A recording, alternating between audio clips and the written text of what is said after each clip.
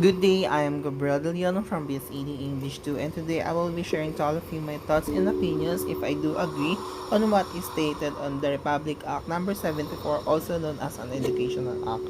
So without further ado, let's begin. Act number 74 of 1901, enacted into law by the Philippine Commission. The act created the Department of Public Instruction, laid the foundations of the public school system in the Philippines, provided for the establishment of the Philippine Normal School in Manila, and made English as the medium of instruction. In 1949, the Philippine Normal School was made a teacher's college by virtue of Republic Act 416, and in 1991 it became a full-fledged university by virtue of Republic Act 7168. Meaning to say na dito sa Act number 74 of 1901, mas in-implement yung use of English language in all level sa Manila.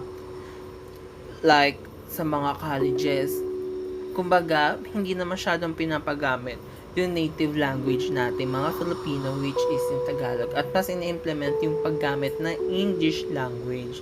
Reason why? Kasi, we all know that English is an international language.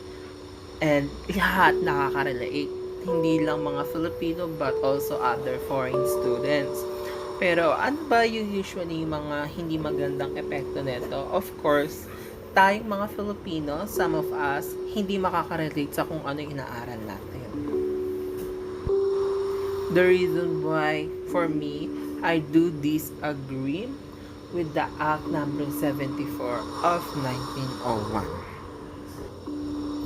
And that's it for today. I hope you learned something. And if you do agree on my thoughts and opinions, just let me know. See ya!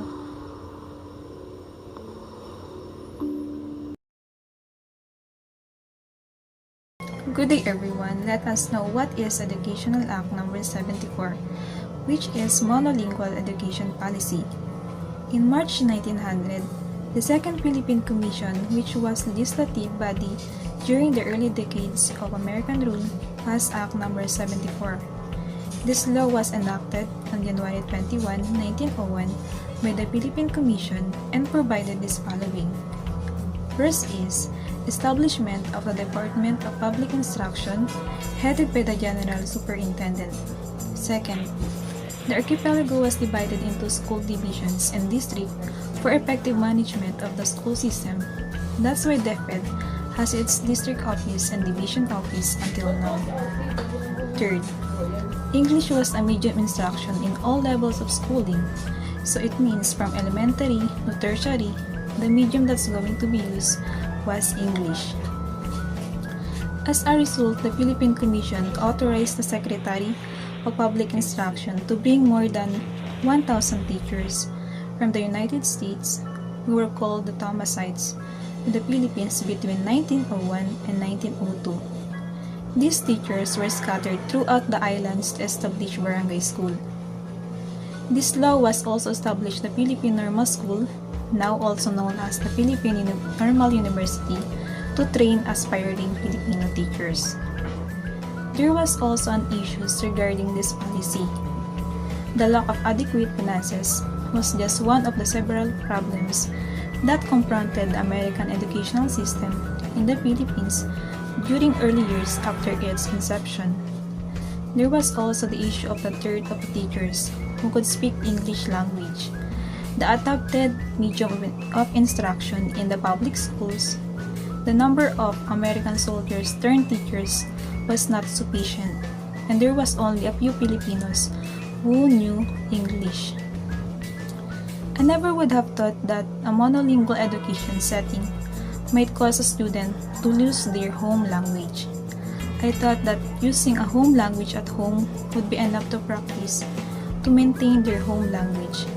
If a child receives a monolingual education, they might master English at a grade level. However, they may also be at risk of losing their home language because it is not used as often. This educational system has caused some problems for participation, both the academic field, identity, and cultural differences. How were these issue seen evidence in actual instruction. So we will discuss two kinds of issue that we will see inside the classroom. But first, according to Act of 74, English was made as a medium of instruction in all levels. So let's imagine inside the classroom. Not all the students can understand and speak English well, especially in the lower grades. Then, according to this Act of 74, this was implemented in all level.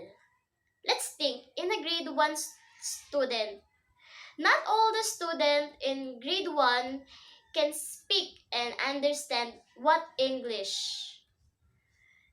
Why?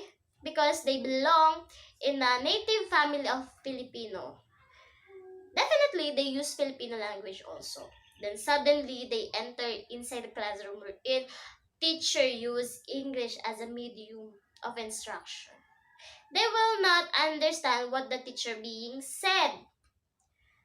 So the first issue that we'll see inside the classroom is the student cannot participate in the class of teacher.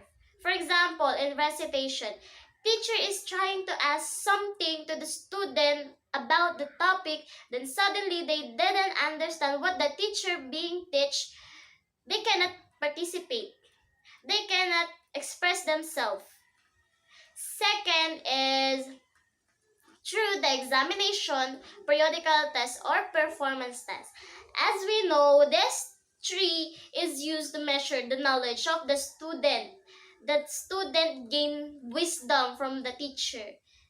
And suddenly, if they didn't understand what the teacher said, they will get a lower grade. They will get a failing score. So that's why these two issue inside the classroom, we will see if the teacher always use English as a medium of instruction. In the year 1901, President McKinley declared English as the medium of instruction in public schools. President McKinley really ordered the Philippines to utilize Tagalog as the language of the people and use it as a medium of instruction. However, for a variety of reasons, the American colonial government decided to adopt an English-only policy due to a deficiency of native language teaching resources. The first reason is American instructors could teach more successfully by using their native language. Second, English was supposed to be the language that would bring people from all other regions, regardless of their local languages or dialects. It will be easier for everyone to communicate this way. Third, English was thought of as the language that would provide the Filipino access to civilization, the life of reason and prudence, as stated by Martin, 1994. The curriculum was largely filled with literacy building courses such as reading, spelling, writing, composition, rhetoric, and literature with the use of English language, of course. So next, let's talk about the reason why teacher and the student were not allowed to utter any language other than English. The reason is, it is simply to practice and utilize the use of language because it will allow them to participate in a much more civilized society.